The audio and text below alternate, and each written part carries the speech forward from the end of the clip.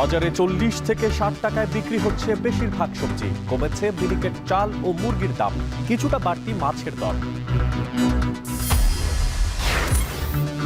মালয়েশিয়ার শ্রমবাজার চালুর খবরে স্বস্তি, মাল্টিপল ভিসা নিয়ে ইতিবাচক সাড়া।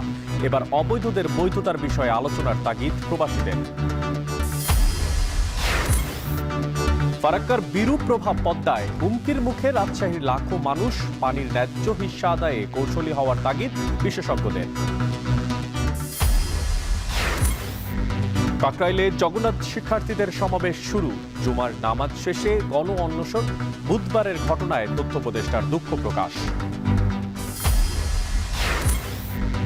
এবং সাফ অনূর্ধ্ব ১৯ চ্যাম্পিয়নশিপে সেমিফাইনালে বাংলাদেশের প্রতিপক্ষ নেপাল। ভালো খেলা নিয়ে আশাবাদী কোচ ও অধিনায়ক।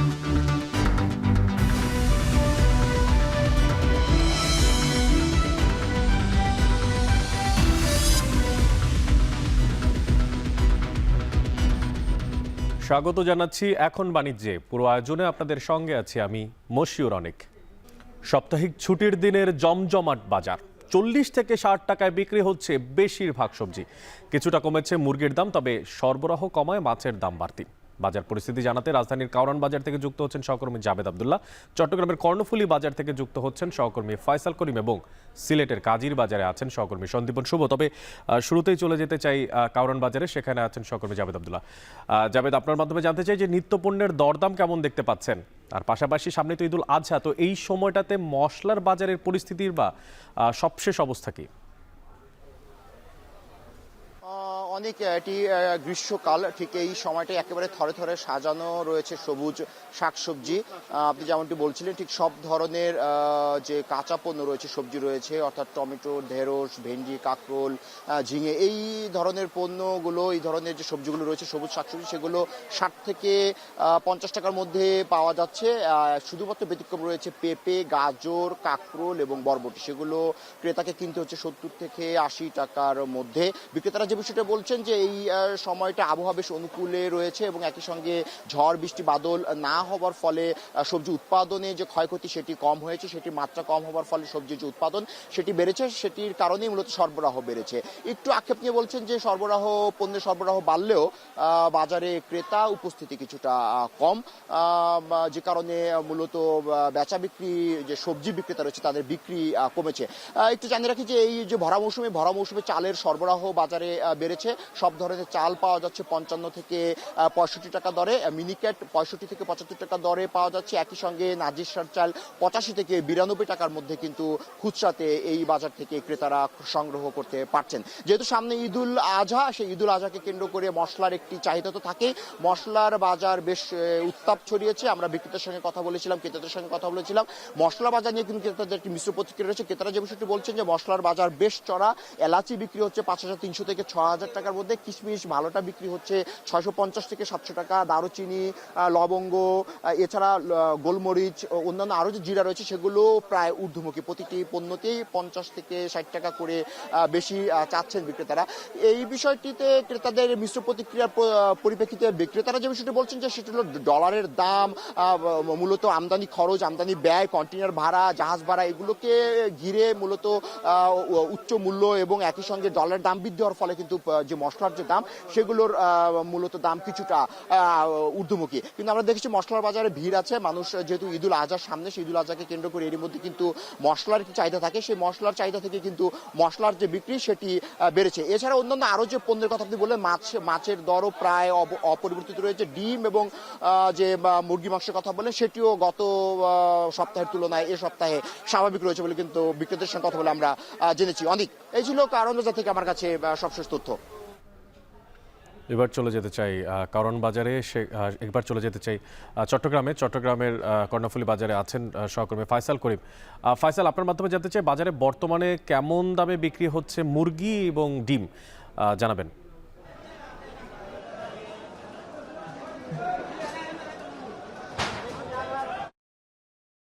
ওঠানামা করছে চট্টগ্রামের বাজারগুলোতে। আমরা দেখেছি যে ঈদের পর থেকে যে দরপতন হয়েছে, সেই দরপতনের মধ্যে কেজি প্রতি বিক্রি হচ্ছে কোথাও ১৬০-১৭ টাকা, কোথাও ১৮০ টাকা। এবং আজকের যে বাজার, শুক্রবারের বাজার আমরা পাচ্ছি মুরগির দাম যেটি ব্রয়লার মুরগি সেটি 165 থেকে 70 টাকায় বিক্রি হচ্ছে বিভিন্ন দোকান ভেদে। এবং আমরা দেখেছি উল্লেখযোগ্য হারে সোনালী মুরগির দামও কিন্তু কমেছে। সোনালী মুরগির চাহিদাও আছে, 260 থেকে 70 টাকায় বিক্রি হচ্ছে। যেগুলো আসলে দেখেছি মুরগি, ব্রয়লার যে মুরগি সেটি কিন্তু 10 দিনের ব্যবধানে দাম কমেছে। তবে মাঝখানে 3 থেকে 4 দিন আগে কিন্তু আবার ব্রয়লার মুরগি 180 টাকায় বিক্রি হয়েছিল, 180 থেকে 85 টাকায়, যেটি আজকের বাজারে আবার কমে এসেছে। অর্থাৎ ওঠানামার মধ্যে আছে এবং ক্রেতাদের মিশ্র প্রতিক্রিয়া আছে। তবে ঈদের পর যে দরপতন ঘটেছে বা দাম কমে গেছে সেটি কিন্তু এখনও বজায় আছে, ক্রেতারা সন্তুষ্ট আছেন ব্রয়লার মুরগির দাম নিয়ে। তবে আমরা দেখেছি দেশি মুরগির দাম কিন্তু অনেকটাই বাড়তি, কেজি প্রতি বিক্রি হচ্ছে 620 টাকায়, এবং দেশি মুরগি আসলে নাগারের বাইরে চলে গেছে। আর অন্যান্য যে মাংসের বাজার আমরা দেখেছি, গরুর মাংসের ক্ষেত্রেও আমরা দেখেছি যে আসলে দামটা আগের মতোই আছে, 800 টাকায় বিক্রি হচ্ছে, যেটি মিশ্র যে মাংসগুলো আছে গরুর মাংসের, অর্থাৎ সেই মাংসগুলো আমরা দেখছি যে 800 টাকা যেটি ছিল সেই দরপতন বা দর বাড়ার কোনো সংবাদ এখানে নেই। অর্থাৎ গরুর দামের ক্ষেত্রে কোনো তারতম্য আমরা পাচ্ছি না। এবং ডিমের দামও দেখেছি, আসলে ডিমের দাম বিভিন্ন বাজারে বিভিন্ন রকম। তবে চট্টগ্রামের এই কর্ণফুলী বাজারে ডিম আজকে এখানে বিক্রি হচ্ছে 130 টাকা, এবং এটি আসলে কেউ কেউ বলছেন যে এটি বাড়তি দামে বিক্রি হচ্ছে।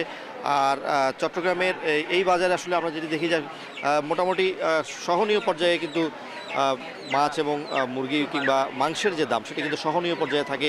এবং চট্টগ্রামের মধ্যবিত্ত ক্রেতাদের একটি বড় অংশ চট্টগ্রামের এই কর্ণফুলী বাজার থেকে কিন্তু তাদের যে শুক্রবারের বাজার সেটি করে থাকেন। এবং আজকে আসলে দেখছি যে তারাও এখানে এসে মুরগি কিনছেন। এবং মুরগির দাম নিয়ে আসলে বিক্রেতারা যেটি বলছিলেন যে আসলে এখন যেহেতু কোরবানের ঈদ এবং কোরবানের ঈদের আগেই আসলে এই বাজারের মুরগির যে দাম সেটি কিন্তু অনেকটাই কমে যায় ধীরে ধীরে। এবং এই কোরবান যত এগিয়ে আসবে ততই কিন্তু মুরগির যে দাম সেটি কিন্তু অনেকটা কমতে থাকবে বলে তারা বলেছেন। এবং এখন যে মুরগির বেচা বিক্রি সেটা কিন্তু অনেকটাই কমে এসেছে, এবং তারা বলছেন যে এই দাম কিন্তু আরও সামনে কমার একটি সম্ভাবনা রয়েছে। এছাড়া চট্টগ্রামের এই বাজারে কিন্তু আমরা দেখেছি মাছের দাম কিন্তু কিছুটা নাগালের বাইরে চলে গেছে।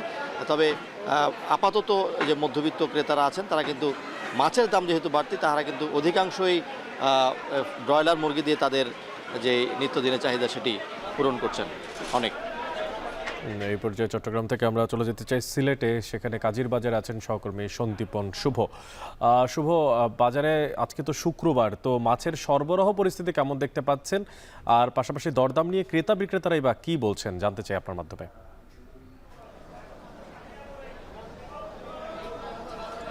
আমি রয়েছি সিলেটের কাজীর বাজারে, এবং আপনি জানেন যে ঐতিহ্যবাহী এই বাজারে কিন্তু অনেক বেশি সকাল থেকেই বেচাকেনা হয়। এবং এই কয়েকদিনের বৈরী আবহাওয়া ছিল সিলেটে, সপ্তাহ জুড়েই কিন্তু মেঘ বৃষ্টির একটি খেলা ছিল।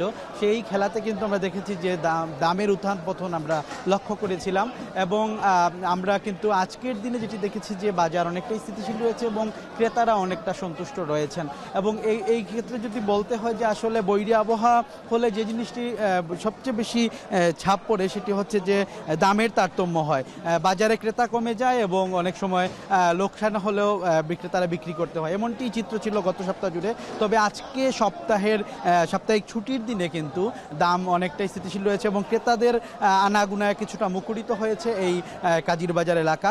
এবং আজকের যদি বাজার দর হিসেবে আপনাকে প্রথমে আমি একটু জানিয়ে রাখতে চাই, সেক্ষেত্রে রুই মাছের কথা বলতে হয়। রুই মাছ কিন্তু 280 থেকে 320 টাকা পাইকারি বাজারে বিক্রি হচ্ছে, যেটি খুচরা বাজারে বেড়ে গিয়ে 350 থেকে 380 টাকায় বিক্রি করা হচ্ছে। এর পাশাপাশি যদি আমি কাতলা মাছের কথা বলতে যাই, কাতলা মাছের দাম কিন্তু 280 থেকে 320 টাকা বিক্রি হচ্ছে, সেটি কিন্তু খুচরা বাজারে 400 থেকে 450 টাকায় বিক্রি হচ্ছে। গ্রাস কার্পের কথা বলতে হয়, গ্রাস কার্পের দামও কিন্তু গত সপ্তাহের মতো মোটামুটি স্থিতিশীল রয়েছে। 220 থেকে 240 টাকা পাইকারি বাজারে বিক্রি হচ্ছে, যেটি খুচরা বাজারে কিন্তু 250 থেকে 280 টাকায় বিক্রি হচ্ছে। এছাড়াও মৃগেল মাছ কিন্তু 180 থেকে 200 টাকায় বিক্রি হচ্ছে পাইকারি বাজারে, যেটি খুচরা বাজারে বেড়ে গিয়ে 250 থেকে 280 টাকায় বিক্রি হচ্ছে।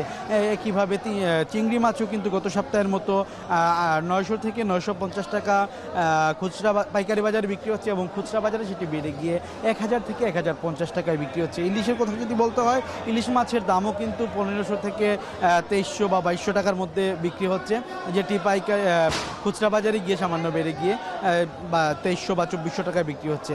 তো মোটামুটি যেটি আমরা দেখলাম যে কয়েকটি মাছ আমরা পর্যবেক্ষণ করেছি এখানে বাজারে এসে, যে অনেকটাই স্থিতিশীল স্থিতিশীল রয়েছে বাজার, এবং সপ্তাহ ব্যবধানে যেমনটি সাপ্তাহিক ছুটির দিনে কিছুটা বেড়ে যায়, কিন্তু এই সপ্তাহে অনেকটা বাড়েনি। এবং ক্রেতাদের সাথে কথা বলেছি, তারা বলছেন যে বেশ স্বস্তির মধ্যেই কিন্তু তারা আজকে তারা বাজার করেছেন এবং স্বস্তির নিঃশ্বাস তারা ফেলছেন। এবং বাজারে আমরা এসে দেখলাম যে মাছের সরবরাহ কিছুটা কম থাকলেও দাম কিন্তু স্থিতিশীল রয়েছে। তবে বিক্রেতারা বলছেন যে আবহাওয়া যদি ভালো থাকে তবে তারাও স্বস্তিতে মাছ বিক্রি করতে পারবেন। এই ছিল আমার কাছে আসলে সিলেটের মাছ বাজার থেকে সর্বশেষ। ঢাকা, চট্টগ্রাম ও সিলেট থেকে যুক্ত ছিলেন সহকর্মীরা, জানাচ্ছিলেন বাজার পরিস্থিতির সবশেষ। এদিকে মৌসুমের শুরুতেই মেহেরপুরে জমে উঠেছে লিচু বেচাকেনা। দেশের বিভিন্ন প্রান্ত থেকে আসতে শুরু করেছে ব্যবসায়ীরা। আর এই নিয়ে বিস্তারিত জানাতে জেলার পুরাতন বাস স্ট্যান্ড এলাকায় লিচু হাট থেকে যুক্ত হচ্ছেন সহকর্মী মুজাহিদ আল মুন্না। মুন্না, আপনার মাধ্যমে জানতে চাই, একেবারে মৌসুমের তো শুরুর সময়টা, তো এই সময়টাতে সরবরাহ পরিস্থিতি কেমন দেখতে পাচ্ছেন, আর দরদামেরই বা পরিস্থিতি কি জানতে চাই আপনার মাধ্যমে। অনেক আপনাকে প্রথমে জানিয়ে রাখি, লিচুর জন্য কিন্তু বিখ্যাত মেহেরপুর জেলা। বিশেষ করে এখানকার আটি, বোম্বাই এবং চায়না 3 জাতের লিচুর কদর রয়েছে দেশ জুড়েই। দেশের বিভিন্ন জেলা থেকে কিন্তু ব্যবসায়ীরা মেহেরপুরে আসে, বিভিন্ন বাগানে ঘোরে। পাশাপাশি মেহেরপুর জেলার একমাত্র লিচুর হাটে কিন্তু তাদের আনাগোনা দেখা যাচ্ছে। গত এক সপ্তাহ ধরেই কিন্তু মেহেরপুরে স্বল্প পরিসরে লিচু বেচা কেনা শুরু হয়েছিল, তবে গত 2-1 দিন থেকে কিন্তু হাটটি বেশ জমে উঠেছে। বিশেষ করে এখন কিন্তু আটি লিচু সেগুলো কিন্তু পুরোপুরি বাজারে চলে এসেছে। এবং ঢাকা, চিটাগাং, বরিশাল, কুষ্টিয়া সহ দেশের বিভিন্ন এলাকা থেকে ব্যবসায়ীরা কিন্তু আসছে। আমি কয়েকজন লিচু চাষির সাথে কথা বলেছি, তারা আমাকে জানিয়েছেন এবার লিচুর বাম্পার ফলনের পাশাপাশি যেহেতু বৃষ্টি পেয়েছিল এবং আবহাওয়া ভালো ছিল, তাই লিচুর কিন্তু আকারটাও বেশ বড় হয়েছে এবং রঙও সুন্দর হয়েছে, যার ফলে দাম কিন্তু অনেকটাই বেশি। আমি যদি আজকের কথা বলি, আজ মেহেরপুরের এই হাটে লিচু বিক্রি হচ্ছে প্রতি কাউন্ট 4000 টাকা থেকে শুরু করে 5000 টাকা পর্যন্ত, যেটি গত বছরেও বিক্রি হয়েছিল 2500 থেকে শুরু করে সর্বোচ্চ 4000 পর্যন্ত। এবার কিন্তু 4000 টাকা থেকে প্রতি কাউন্ট লিচুর দাম শুরু হয়েছে। বিশেষ করে এখানকার যে আটি লিচু, এটা কিন্তু অত্যন্ত সুস্বাদু, তাই বাজারে কিন্তু ব্যাপক চাহিদা রয়েছে। এবং আটি লিচুর কিন্তু এখন ভরা মৌসুম চলছে। এবং আমি আপনাকে আরেকটু জিনিস জানিয়ে রাখি, আর এক সপ্তাহের মধ্যেই কিন্তু মেহেরপুরের সবচেয়ে যেটা বেশি চাষ হয়ে থাকে বোম্বাই লিচু, সেটি কিন্তু বাজারে চলে আসবে। তখন কিন্তু এই হাটটা আরো জমে যাবে। আমি এখানকার হাট মালিকের সাথে কথা বলেছি, তারা আমাকে জানিয়েছেন প্রতি হাটে এখানে 300 থেকে 350 কাউন্ট লিচু কিন্তু বিক্রি হয়। প্রতি কাউন্ট লিচুর দাম যদি আমরা 4000 টাকা করে ধরি, সেই ক্ষেত্রে কিন্তু 10 লাখ টাকার উপরে প্রতিদিন এই হাটে লিচু বেচা কিনা হয়।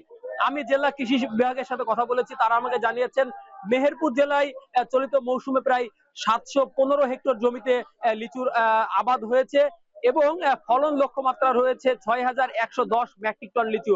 সেই হিসেবে মেহেরপুর জেলায় এবার কিন্তু প্রায় 50 কোটি টাকার লিচু উৎপাদন হবে এবং 1 মাস ধরেই কিন্তু এই হাটটি চলবে। অনেক, এই ছিল আমার কাছে লিচু সর্বশেষ পরিস্থিতি। অনেক, মৌসুমের শুরুর সময়টাতে লিচুর সরবরাহ শুরু হয়েছে মেহেরপুরে, সে বিষয়ে সবশেষ খোঁজখবর রাখছিলেন মুজাহিদ আল মুন্না।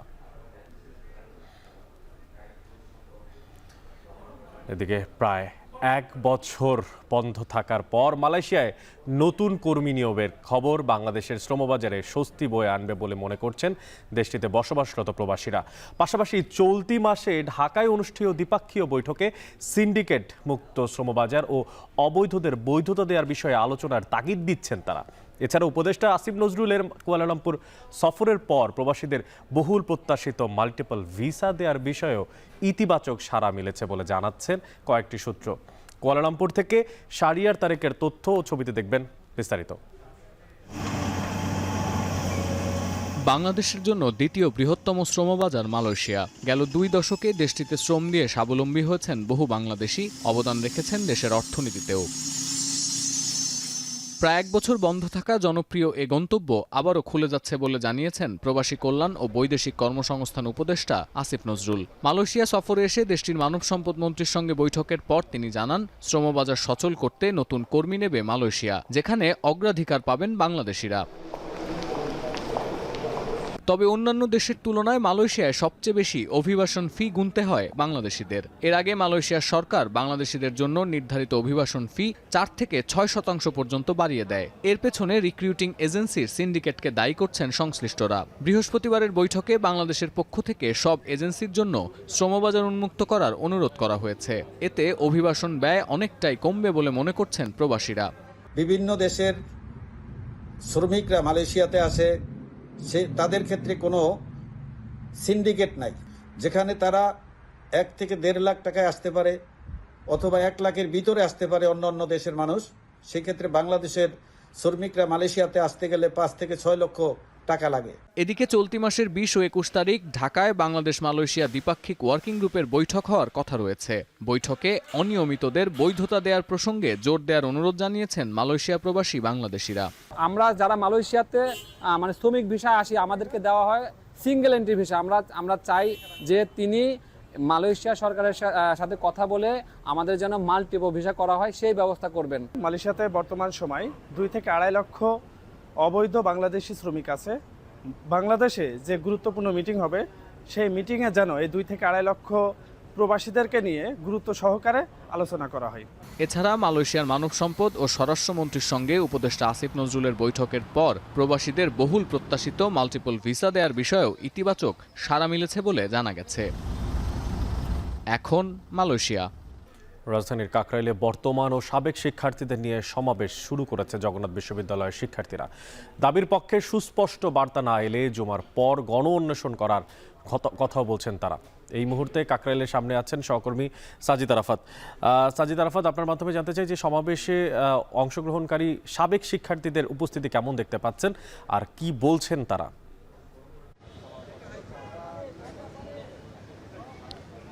টানা তৃতীয় দিনের মতো জগন্নাথ বিশ্ববিদ্যালয়ের শিক্ষার্থীদের যে আন্দোলন 3 দফা এবং পরবর্তীতে আরও 1 দফা যুক্ত হয়ে 4 দফা আন্দোলন যেটি হয়েছে সেটি কিন্তু আজও চলছে। এই মুহূর্তে আমরা দেখছি যে সকাল থেকে শুরু হয়েছে সেই আন্দোলন এবং আজকে শুক্রবার তাদের কিন্তু 2টি কর্মসূচি ঘোষণা ছিল। গতকালকেই তারা সেটি ঘোষণা করেছে আর সেটি বলেছে যে সকাল 10টার দিকে একটি মহাসমাবেশ করবে এখানে, সমাবেশ যেটিতে বর্তমান শিক্ষার্থী ছাড়াও সাবেক যে শিক্ষার্থীরা রয়েছে সেই শিক্ষার্থীরা অংশগ্রহণ করবেন।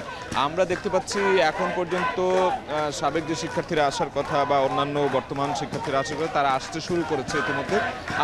কয়েকটি বাস এসেছে আমরা দেখতে পাচ্ছি। জগন্নাথ বিশ্ববিদ্যালয়ের যে নিজস্ব পরিবহন, সেই পরিবহন এই মুহূর্তে আমরা দেখতে পাচ্ছি শিক্ষার্থীরা এখানে নামছেন এবং আগে থেকে এখানে সকাল থেকেই এখানে বসে অবস্থান নিয়েছেন শিক্ষক শিক্ষার্থী সবাই।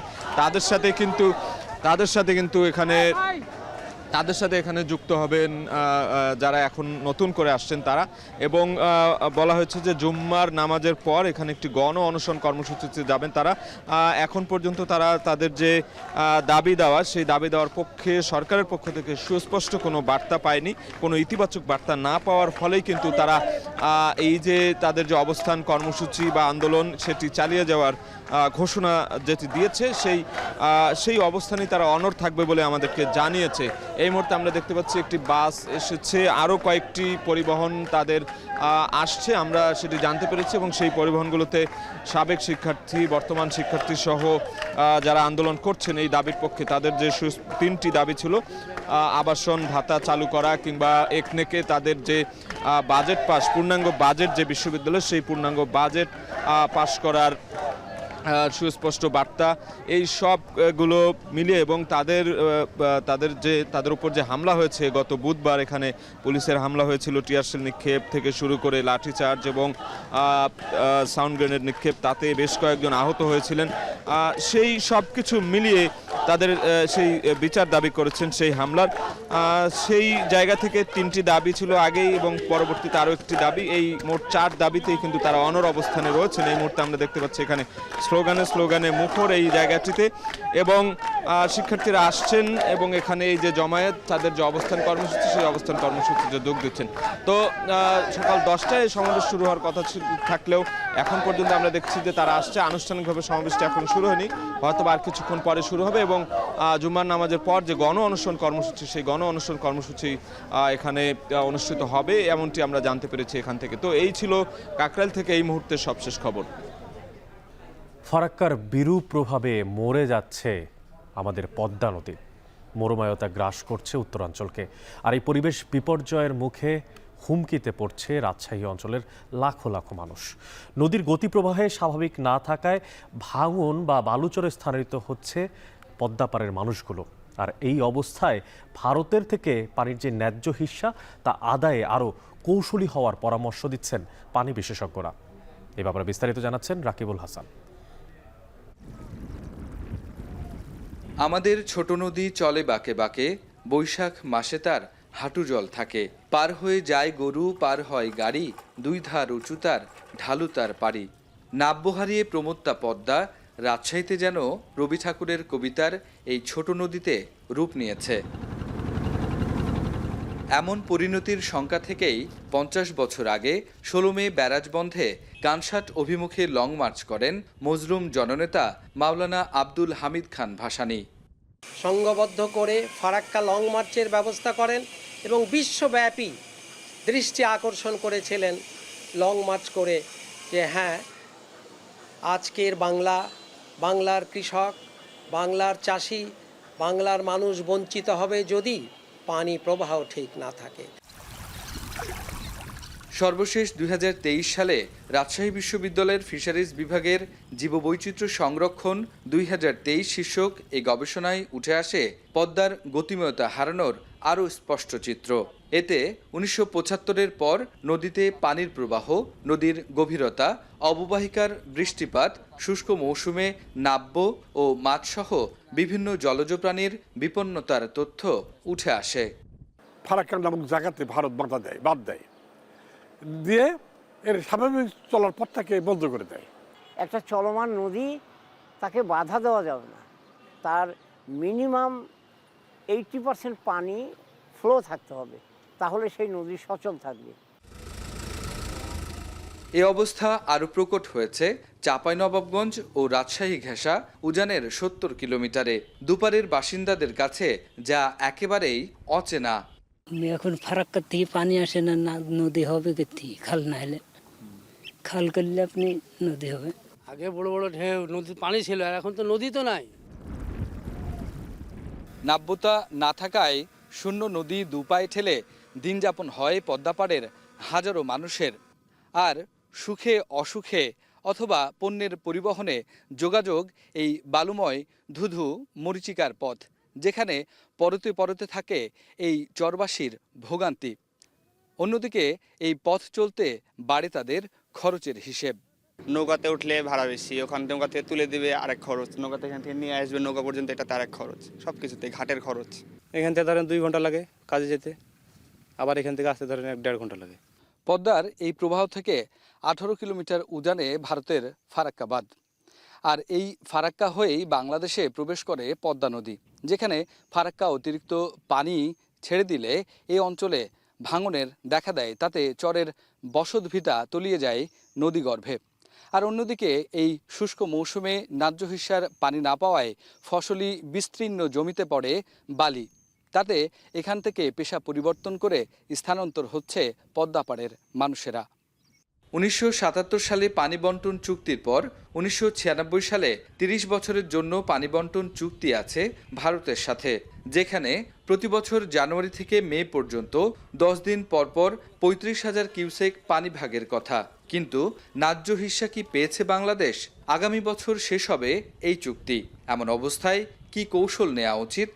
বিভিন্ন সময় চুক্তিবদ্ধ হয়েছে আমরা, ভারত এবং বাংলাদেশ দুইটি বন্ধুপ্রতিম দেশ, কিন্তু কখনোই আমরা কিন্তু আমাদের যথাযথভাবে যে চাহিদাটা নিরূপণ করে যে টেবিলে বসবো সেই জায়গাটা আমরা বসতে পারিনি। প্রকল্প করে পকেটে পয়সা ঢোকানোর মানসিকতা না থাকে, তাহলে গণমুখী প্রকল্প করে পানির সর্বোচ্চ ব্যবহার যেমন নিশ্চিত করতে হবে, তেমনি ফারাক্কায় পানির অধিকার আদায়ের জন্য বিশ্বব্যাপী লবিং করে জনমত গঠন করতে হবে।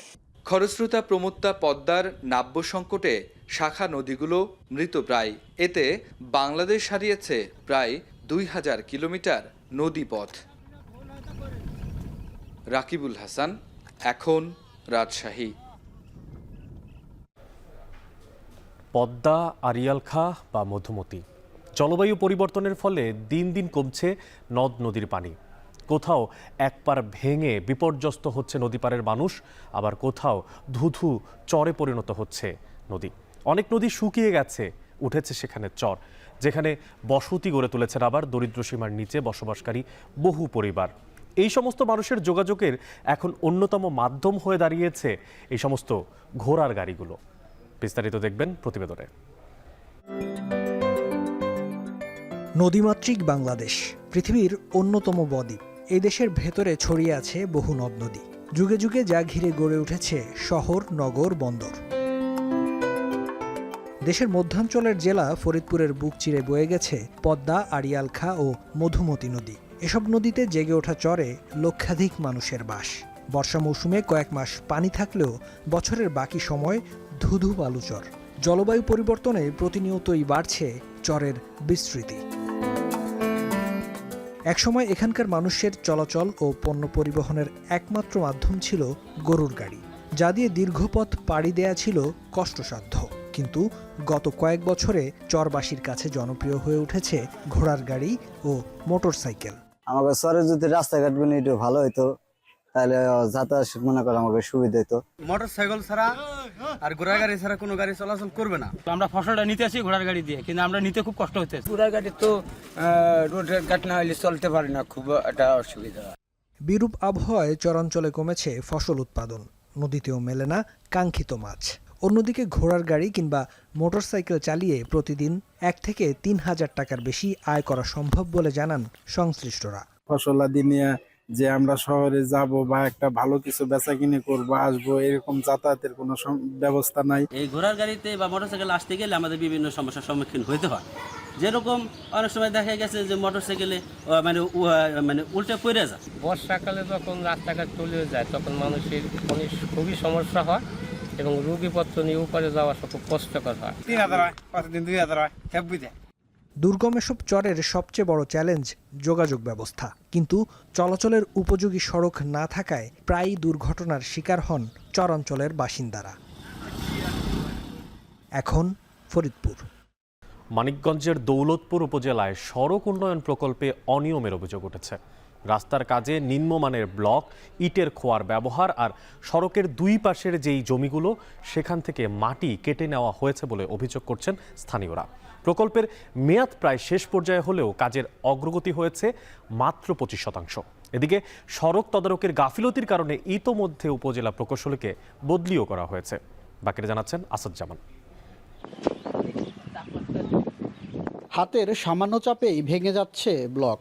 নিম্নমানের এই ব্লক দিয়েই করা হচ্ছে সড়কের স্লোপ। নিম্নমানের এই কাজ নিয়ে উদ্বিগ্ন স্থানীয় বাসিন্দারা। রাস্তার জন্য যে ব্লক তৈরি করা হয়েছে, এই ব্লকটা সম্পূর্ণভাবে অনেকটা দুর্নীতি হয়েছে। হাত দিলেই ভেঙে যায়, টিভি দিলেই ভেঙে যায়। মানিকগঞ্জের দৌলতপুর উপজেলার 4 ইউনিয়নের লক্ষাধিক বাসিন্দার যাতায়াতের সুবিধায় গেল বছরের ডিসেম্বরে শুরু হয় বাচামারা বাজার থেকে আমতলী পর্যন্ত 2.5 কিলোমিটার সড়কের নির্মাণ কাজ। প্রায় 6,61,00,000 টাকার এই প্রকল্পে কাজ পায় যশোরের ঠিকাদারি প্রতিষ্ঠান আইসিএল প্রাইভেট লিমিটেড। সড়ক নির্মাণ কাজের শুরু থেকেই অনিয়মের অভিযোগ ওঠে ঠিকাদার প্রতিষ্ঠানের বিরুদ্ধে। সড়কের কাজে মাটি বাবদ 80,15,000 টাকা বরাদ্দ থাকলেও মাটি কেটে নেওয়া হয়েছে পাশের ফসলি জমি থেকে। স্লোপের ব্লকে ব্যবহার করা হয়েছে নিম্নমানের উপকরণ। কালভার্টে 20 মিলিমিটার রডের বদলে ব্যবহার করা হয়েছে 16 মিলিমিটার রড। এছাড়া সড়কে ফেলা হয়েছে নিম্নমানের খোয়া।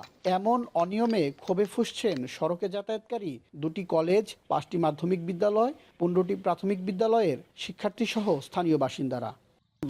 নাম্বার এটা দিতে হলে 2 নাম্বার এইটা তো বেশিদিন লাস্টিং করবো না। আমার গাড়ি চালাতে সমস্যা হয়, রাস্তাটা চালু করে ঠিক হলে আমরা আরাম পাবো। যারা এই রাস্তা নির্মাণের দায়িত্বে আছে তাদের ভিতরে অনেক অবহেলা আছে এবং রাস্তা নির্মাণের জনবল অনেক কম। সাধারণ জনসাধারণ বাধা দেওয়ার পরেও রাস্তা কাজের কোনো রকম আমাদের তোয়াক্কা না করেই ঠিকাদার কাজ করে। সড়ক নির্মাণ কাজে অনিয়মের বিরুদ্ধে কার্যকরী পদক্ষেপ নেওয়া হয়েছে বলে জানিয়েছেন এলজিডির নির্বাহী প্রকৌশলী। ঠিকাদারকে কোনো বিল পরিশোধ করিনি, কাজটাই ভালো মতনে পরীক্ষা নিরীক্ষা করে সর্বোচ্চ কোয়ালিটি রক্ষা করেই আমরা কাজ সমাপ্ত করব এবং ঠিকাদারের পাওনা পরিশোধ করব। এই বিষয়ে আমরা 0 টলারেন্সে আছি। চুক্তি অনুযায়ী চলতি বছরের জুলাই মাসের 25 তারিখে শেষ হওয়ার কথা সড়ক নির্মাণ প্রকল্পটির। তবে নির্মাণের ধীরগতি ও নিম্নমানের কাজের কারণে অনিশ্চয়তা দেখা দিয়েছে পুরো প্রকল্প নিয়েই। আসাদ জামান, এখন, মানিকগঞ্জ। এদিকে ছুটির দিনে ভ্যাপসা গরমেও কুয়াকাটা সমুদ্র সৈকতে বেড়েছে পর্যটকদের সমাগম। বেশিরভাগ হোটেল মোটেলের 50% রুম বুকিং হয়ে গেছে। এ নিয়ে আরও জানাতে কুয়াকাটা থেকে যুক্ত হচ্ছেন সহকর্মী জসিম পারভেজ। জসিম, আপনার মাধ্যমে জানতে চাই যে কুয়াকাটায় পর্যটক সমাগম এখন তো আপনি কেমন দেখতে পাচ্ছেন, আর এই পর্যটকদেরকে ঘিরে চলতি মৌসুমে কি পরিমাণ বাণিজ্য হতে পারে বলে ধারণা করছে ব্যবসায়ীরা, জানাবেন। অনেক, আপনি জানেন যে নৈসর্গিক সৌন্দর্যের ভান্ডার হচ্ছে সাগরকন্যা কুয়াকাটা। আর এই কুয়াকাটায় এই নৈসর্গিক সৌন্দর্য উপভোগের জন্য দেশের বিভিন্ন স্থান থেকে প্রতি বছর লাখ লাখ পর্যটক তারা কিন্তু ছুটে আসেন এই কুয়াকাটা সৈকতে। আপনি দেখতেই পাচ্ছেন আজ সরকারি সাপ্তাহিক ছুটির দিনে তার ব্যত্যয় ঘটেনি। আজও কিন্তু দেশের বিভিন্ন স্থান থেকে অনেক পর্যটক এসেছে কুয়াকাটা সৈকতে। এখানে তারা এখন জোয়ার চলছে সমুদ্রে, সেই জোয়ারের ঢেউয়ের সঙ্গে তারা স্নান করে নিচ্ছেন এবং কুয়াকাটা সৈকত সংলগ্ন 22 কিলোমিটার এলাকা জুড়ে তারা বিচরণ ঘোরাফেরা করছেন, আনন্দ উল্লাস করছেন। একই সঙ্গে স্পিডবোট এবং বিচ বাইকে করে তারা সমুদ্রের বিভিন্ন পয়েন্টে তারা ঘুরছেন। একই সঙ্গে এখানকার যে ব্যবসা প্রতিষ্ঠান রয়েছে এবং 2 শতাধিক হোটেল মোটেল রয়েছে, সে সকল হোটেল মোটেলে পর্যটকের আনাগোনা বেশ ভালোই রয়েছে। সন্তুষ্টি প্রকাশ করেছেন হোটেল মালিকরা। তারা বলেছেন যে প্রতিদিন এখানে প্রায় 10 থেকে 15 কোটি টাকা বাণিজ্য হচ্ছে প্রতি সপ্তাহে। এখন যেহেতু তীব্র তাপদাহ, সেই তাপদাহের কারণে কিছু পর্যটক কম হলেও তারপরও সেই 34 ডিগ্রি সেলসিয়াস যে তাপমাত্রা বিরাজ করছে কুয়াকাটায়, সেই তাপমাত্রা উপেক্ষা করে তারা এখন এই সৈকতে স্নান করে নিচ্ছেন এবং এখানকার যে নারকেল বাগান, তাল বাগান, ঝাউবন, ট্যাংরাগিরি বন এবং কুয়াকাটার পূর্ব প্রান্তে যে চরকাউয়া, গঙ্গামতি সৈকতে তারা ঘুরছেন এবং আনন্দ উল্লাসে মেতে উঠেছেন। এখানকার যে ঐতিহ্যবাহী যে রাখাইনদের যে বৌদ্ধ বিহার, যে মিস্ত্রিপাড়া বৌদ্ধ বিহার, সেই বৌদ্ধ বিহার তারা ঘুরছেন, দেখছেন এবং সেখানকার যে রাখাইনদের যে ইতিহাস ঐতিহ্যের ধারক যে সকল মিউজিয়াম রয়েছে, সেই মিউজিয়ামে তারা বিচরণ করছেন। সেখানকার যে কূপ, আদি কূপ, সেই কূপটিও পরিদর্শন করছেন এবং কুয়াকাটা সৈকত সংলগ্ন যে শ্রী মঙ্গল বৌদ্ধবিহার রয়েছে, সেখানে কুয়া পরিদর্শন করছেন। এক কথা বলা যায় যে পর্যটকের ঠাসা রয়েছে, বাণিজ্যিকভাবে গতিশীল হয়ে উঠেছে। এই ছিল আমার কাছে সবশেষ। অনেক বিদেশে অর্থ পাচারকারীদের ধরতে এবং তাদের সম্পদ জব্দে বিভিন্ন দেশের প্রতিনিধিদের সঙ্গে আলোচনা চলছে বলে জানিয়েছেন বাংলাদেশ ব্যাংকের governor doctor Ahsan H Mansur. বৃহস্পতিবার রাতে প্রবাসীদের সঙ্গে মতবিনিময় সভায় এই কথা জানান তিনি। এ সময় তিনি দেশের দুর্বল ব্যাংকগুলোকে সরকারি নিয়ন্ত্রণে নিয়ে ব্যাংকিং ব্যবস্থার প্রাণ ফেরানোর আশ্বাস দেন। বিস্তারিত জানাচ্ছেন কামরুল হাসান জনি। সংক্ষিপ্ত সফরে সংযুক্ত আরব আমিরাতে বাংলাদেশ ব্যাংকের governor doctor Ahsan H Mansur দেশের ব্যাংকিং খাতের অগ্রগতির লক্ষ্যে আমিরাতের কয়েকটি ব্যাংকের শীর্ষ কর্মকর্তাদের সাথে এরই মধ্যে বৈঠক সেরেছেন তিনি। বৃহস্পতিবার রাতে প্রবাসীদের সঙ্গে এক মতবিনিময় সভায় অংশ নেন গভর্নর।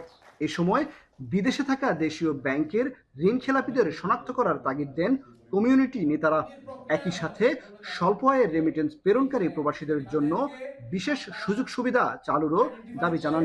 অনেকেই দেখা গিয়েছে তাদের ঋণের হয়তো যোগ্য ছিল না, কিন্তু সরকার বিভিন্ন সময় বিভিন্ন প্রেশার থেকে হয়তো তারা ঋণ দেওয়া হয়েছে এবং ঋণ নিয়ে আজকে ঋণ খেলাপিতে পরিণত হয়েছে। তাদেরকে আমরা জানতে চাই কারা এই ঋণ নিয়েছে এবং ঋণ খেলাপি অবস্থায় রয়েছে। যেই লোকটা 1000 দিরহাম বেতন পায়, সে কিন্তু মাত্র তার নিজের জন্য 300 বা 250 টাকা খরচ করে সম্পূর্ণ টাকাটা বাংলাদেশে প্রেরণ করে।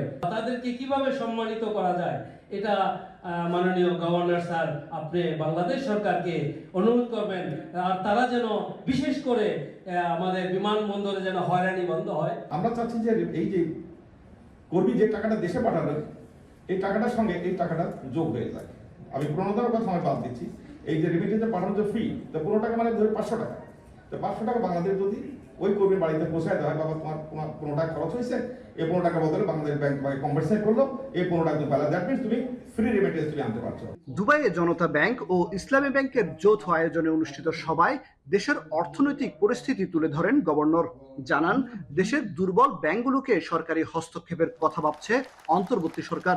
বলেন, ব্যাংকিং ব্যবস্থাকে সবল করতে দুর্বল সরকারি ও বাণিজ্যিক ব্যাংকগুলোকে সরকারিকরণ করা হতে পারে। প্রয়োজনে সরকার থেকে নতুন করে মূলধন দিয়ে পুনর্গঠনও করা হতে পারে ব্যাংকগুলোকে। আগের যে মালিকানা আছে সেগুলো থাকবে না, আমরা সেটাকে হস্তক্ষেপ করে সরকার থেকে প্রয়োজনে টাকা দিয়ে রিক্যাপিটালাইজ করে আমরা সেই ব্যাংকগুলোকে আবার পুনর্গঠন করব। কিন্তু আমাদের কমিটমেন্ট হচ্ছে কোনো ডিপোজিটর কোনো টাকা হারাবে না। আমরা চাই যে সুন্দরভাবে আমাদের ইন্টারভেনশনটা যেন কাজ করে এবং আস্থা রেখে সরকারিকরণের মাধ্যমে আমরা এই ব্যাংকগুলোকে পুনর্জীবিত করব। বেসরকারি সরকারি যে ব্যাংকই দুর্বল হোক না কেন আমরা হস্তক্ষেপ করব। বিদেশে বিপুল পরিমাণ অর্থ পাচার প্রসঙ্গেও কথা বলেন ডক্টর আহসান এইচ মনসুর। জানান, অর্থ পাচারে জড়িতদের ধরতে প্রয়োজন বিদেশি রাষ্ট্রগুলোর সহযোগিতা। অর্থ পাচারকারীদের সম্পদ জব্দের লক্ষ্যে বিভিন্ন দেশের সংশ্লিষ্ট প্রতিনিধিদের সঙ্গে আলোচনা চলছে বলেও জানান গভর্নর। যে বাংলাদেশ থেকে প্রচুর অর্থ পাচার হয়ে গেছে এবং যারা নিয়েছে তারা বাংলাদেশের নাই। তারা কোথায় আছে? কেউ আছে সিঙ্গাপুরে, কেউ আছে দুবাইতে, কেউ আছে লন্ডনে, কেউ আছে নিউ ইয়র্কে। তাদেরকে আমরা কি বাংলাদেশে বিচার করলে কি তাদেরকে আমরা ধরতে পারবো? না। তাদেরকে ধরতে হলে বিদেশিদের সহায়তা লাগবে। তাদেরকে অর্থ ফেরত আনতে হলেও তাদের সম্পদকে জব্দ করতে হবে। সেটা যদি করতে হয় বিদেশিদের আইনগত সহায়তা লাগবে। সেই জন্য আমরা বিভিন্ন দেশের প্রতিনিধিদের সাথে, রাষ্ট্রীয় প্রতিনিধিদের সাথে আলোচনা করছি। সবাই মধ্যপ্রাচ্যের অন্যান্য দেশের তুলনায় সাম্প্রতিক বছরগুলোতে সর্বাধিক রেমিটেন্স প্রেরণ করায় আমিরাত প্রবাসীদের সাধুবাদ জানান আরব আমিরাতে নিযুক্ত বাংলাদেশের রাষ্ট্রদূত। সাধারণ কর্মীদের বৈধ পথে আরো বেশি রেমিটেন্স পাঠাতে উৎসাহিত করতে ফি কমানোর বিষয়ে জোর দেন কনসাল জেনারেল। সবাই ব্যাংকিং খাতের সুযোগ সুবিধা ও ভবিষ্যৎ পরিকল্পনা তুলে ধরেন দুটি ব্যাংকের ঊর্ধ্বতন কর্মকর্তারা। আমিরাতের বিভিন্ন প্রদেশে জনতা ব্যাংকের নতুন 13টি বুথ স্থাপনের ঘোষণা দেন জনতা ব্যাংকের চেয়ারম্যান এম ফজলুর রহমান। কামরুল হাসান জনি, এখন সংযুক্ত আরব আমিরাত।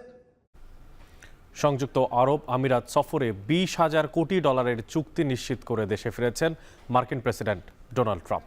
এর মধ্যে বোয়িং ও জিও এয়ারস্পেসের 28টি বিমান কিনতে যুক্তরাষ্ট্র 1,450 কোটি ডলার বিনিয়োগ করবে ইতিহাদ এয়ারওয়েজ। বর্তমানে 100 উড়োজাহাজের বহর রয়েছে ইতিহাদে। 2030-এর মধ্যে যেই সংখ্যা 170-এ নিয়ে যেতে চায় প্রতিষ্ঠানটি।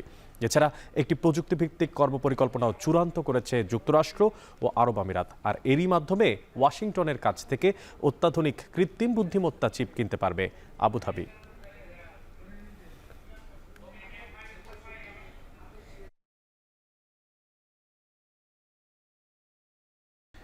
সাফ অনূর্ধ্ব-19 চ্যাম্পিয়নশিপে সেমিফাইনালে প্রতিপক্ষ নেপালকে হারাতে ছক কষছে টিম বাংলাদেশ। ভারতের অরুণাচলে চলমান যুব সাফে ভালোভাবে গ্রুপ পর্ব পার করায় বেশ চাঙ্গা অনুভব করছে লাল সবুজের প্রতিনিধিরা। নিজেদের ভালো খেলার ব্যাপারে আশাবাদী কোচ অধিনায়ক নিজেও। ম্যাচ শুরু হবে বাংলাদেশ সময় আজ বিকেল 4টায়। বিস্তারিত ফারহান ইহসানের প্রতিবেদনে। শুক্রবার ভারতের অরুণাচল প্রদেশে সাফ অনূর্ধ্ব-19 চ্যাম্পিয়নশিপে গোল্ডেন জুবলি স্টেডিয়ামে প্রথম সেমিফাইনালে নেপালের বিপক্ষে মাঠে নামছে টিম বাংলাদেশ। আগেই সেমিফাইনাল নিশ্চিত করা বাংলাদেশের গ্রুপ সেরা হওয়া নির্ভর করছিল মালদ্বীপ ও ভুটান ম্যাচের উপর। ম্যাচটি ড্র হওয়ায় এই গ্রুপের চ্যাম্পিয়ন হয়ে সাফ অনূর্ধ্ব-19 চ্যাম্পিয়নশিপের সেমিফাইনালে উঠেছে লাল সবুজের প্রতিনিধিরা। ড্র দিয়ে মিশন শুরু করা বাংলাদেশ নিজেদের দ্বিতীয় ম্যাচে ভুটানকে উড়িয়ে দিয়েছিল 3-0 গোলে। 2 ম্যাচে 1 জয় ও ড্রয়ে 4 পয়েন্ট নিয়ে এই গ্রুপ সেরা বাংলাদেশ। 2 পয়েন্ট নিয়ে গ্রুপ রানার্স আপ মালদ্বীপ। নেপালকে সমীহ করছে টিম বাংলাদেশ। সেমিফাইনালের আগে অনুশীলনে high intensity, team coordination, tactical setup ও পজিশনিং নিয়ে কাজ করেছে যুবারা। নিজেদের ব্যাপারে আত্মবিশ্বাসী লাল সবুজদের কোচ। ছেলেরা ভালোভাবে রিকভারি করেছে শারীরিক এবং মানসিকভাবে। তো আমরা এই সময়টায় নেপালের দুর্বলতা এবং শক্তি নিয়ে আমরা কাজ করেছি। ছেলেরা পুরোপুরিভাবেই প্রস্তুত। সেমিফাইনালের আগে অনুশীলনে ব্যস্ত সময় পার করেছে ফয়সাল মতিনরা। নিজেদের সেরাটা দিতে চান দলের সবাই। দেশবাসীর কাছে দোয়া চাইলেন যুবাদের অধিনায়ক। সেমিফাইনাল আগে লাস্ট প্র্যাকটিস সেশন হয়েছে, সবাই আমাদের জন্য দোয়া করবেন। কালকে যেন আমরা যার যার স্থান থেকে সবার সর্বোচ্চটা দিয়ে একটা টিম হয়ে, একটা পরিবার হয়ে, বাংলাদেশের হয়ে খেলে আমরা ফাইনালে পৌঁছাতে পারি। শুক্রবার দ্বিতীয় সেমিফাইনালে স্বাগতিক ভারতের প্রতিপক্ষ মালদ্বীপ। ফারহান ইহসান, এখন বাণিজ্য শেষ করার আগে শিরোনামগুলো জানিয়ে দিব আরও একবার। বাজারে 40 থেকে 60 টাকায় বিক্রি হচ্ছে বেশিরভাগ সবজি। কমেছে মিনিকেট চাল ও মুরগির দাম, কিছুটা বাড়তি মাছের দর। মালয়েশিয়ায় শ্রমবাজার চালুর খবরে স্বস্তি। মাল্টিপল ভিসা নিয়ে ইতিবাচক সাড়া। এবার অবৈধদের বৈধতার বিষয়ে আলোচনার তাগিদ প্রবাসীদের। ফারাক্কার বিরূপ প্রভাব পদ্মায়, হুমকির মুখে রাজশাহীর লাখো মানুষ। পানির ন্যায্য হিস্যা আদায়ে কৌশলী হওয়ার তাগিদ বিশেষজ্ঞদের। কাকরাইলে জগন্নাথ শিক্ষার্থীদের সমাবেশ শুরু। জুমার নামাজ শেষে গণ অনশন। বুধবারের ঘটনায় তথ্য উপদেষ্টার দুঃখ প্রকাশ। এবং সাফ অনূর্ধ্ব 19 চ্যাম্পিয়নশিপে সেমিফাইনালে বাংলাদেশের প্রতিপক্ষ নেপাল। ভালো খেলা নিয়ে আশাবাদী কোচ ও অধিনায়ক।